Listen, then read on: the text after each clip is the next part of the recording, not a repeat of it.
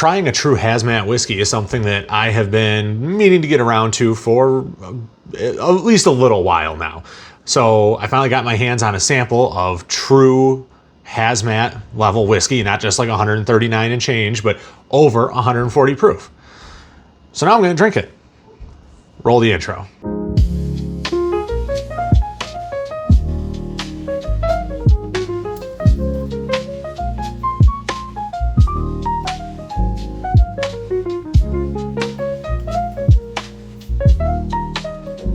All right, guys, welcome back to T-Rod Whiskey, the internet's most okayest whiskey review channel. If you have found your way here, welcome. If you are a returning viewer, also welcome. What we're going to do today is something that I've been trying to get around to for a while now, and that is drinking hazmat whiskey, true hazmat whiskey. Now, I got a number of bottles, including one or two back here, that are like 139.4, 139.8, real close to that hazmat proof, but nothing that is actually in that hazardous material range. And some of you who might not really know what's going on with this are saying, like, why would you want to drink a hazardous material? No, hazmat whiskey, right, is any whiskey that is bottled at over 140 proof. Because anything over 140 proof becomes legally classified as a hazardous material, which, you know, means that you can't fly with it.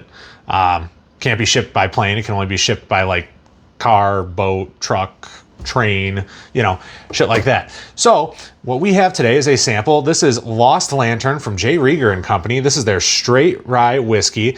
Is 7-year-old Kansas City, Missouri whiskey, coming in at 147 proof. So she gonna be a spicy kind of gal. So thank you very much to the Whiskey Shaman for this sample. I appreciate you very, very much. Something I've been wanting to get around to for a while, and you guys are gonna kind of see in real time what my reaction to it is.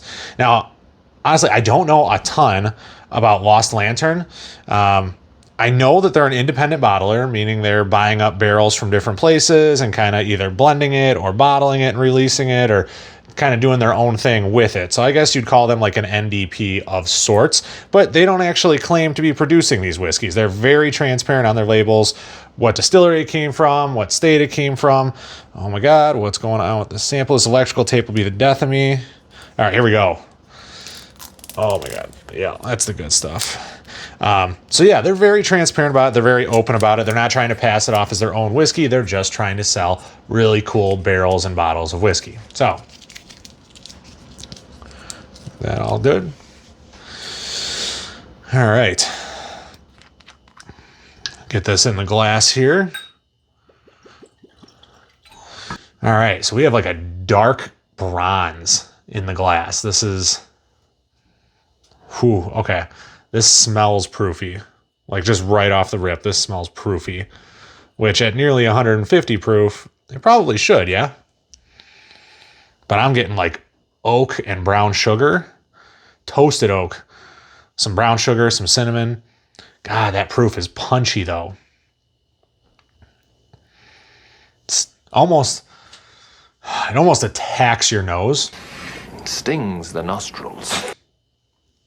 But not quite. Yeah, the woody notes are definitely popping out. There's some rye spice that it's there. That ethanol-y note is definitely making itself known. All right, going for that first sip. This is my first sip of whiskey for the day. So this is, I'm choosing trial by fire here, guys.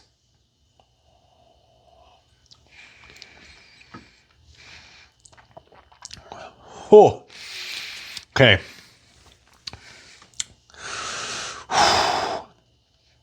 Yeah, that's hot. Like a warm hug, like a cinnamon molasses. It's like a molasses cookie with cinnamon, like rye spice, caramely vanilla. There's a lot to unpack there. I gotta take another sip because with that first one, I'm not. Oh, okay.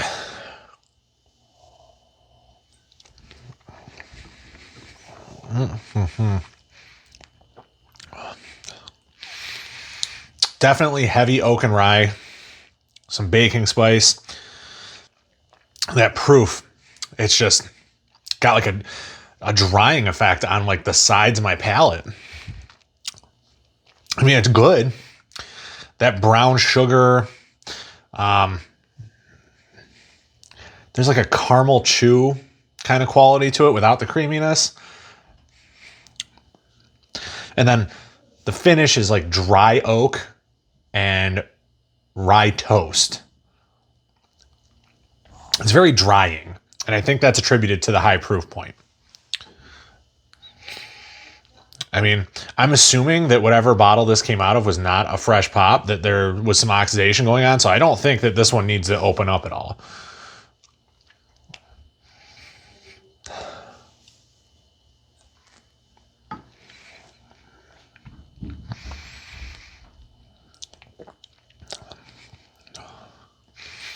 A little bit of a fruitiness.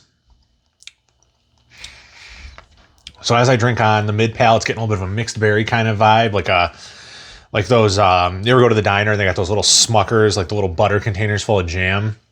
It's got like the Smuckers mixed berry. I'm getting that through the mid palate, but on the sides it's all spice, cinnamon, some brown sugars. It's very drying. I think it's good. I don't know how much I would enjoy drinking this on any kind of regular basis just because 147 proof is hot. And I'm not saying that it's bad. That's not what I'm saying. And maybe if I had had like a primer pour, like I had drank some Wild Turkey 101, or I had started with like, you know, some of this American Fifth 90 proof bourbon, something like that just kind of get me acclimated. You know, would have went a little bit easier, but this is just aggressive in all kinds of ways.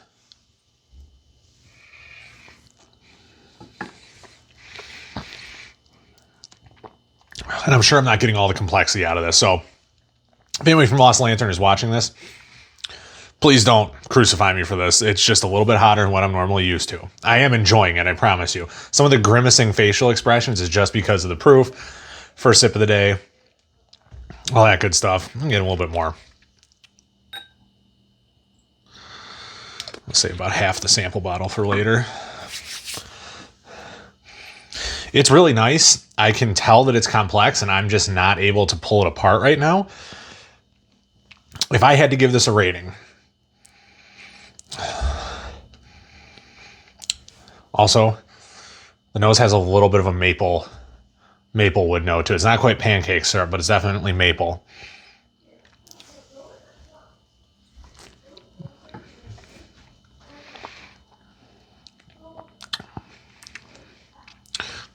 Yeah. The maple doesn't translate to the palate, unfortunately, but the molasses cookie, the cinnamon, the brown sugars, the oak.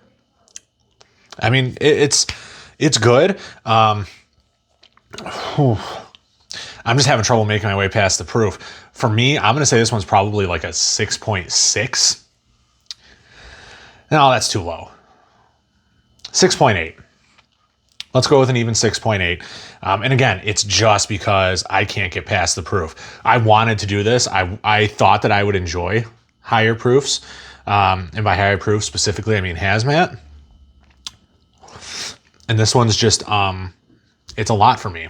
So that's where I'm at with it. I appreciate the sample. If you guys aren't checking out the Whiskey Shaman's page or listening to the Whiskey Shaman podcast, Randy's a great guy, man. He's interviewing some really cool people in the space, talking to some industry pros that are way, way more knowledgeable than I am. I would highly recommend checking it out.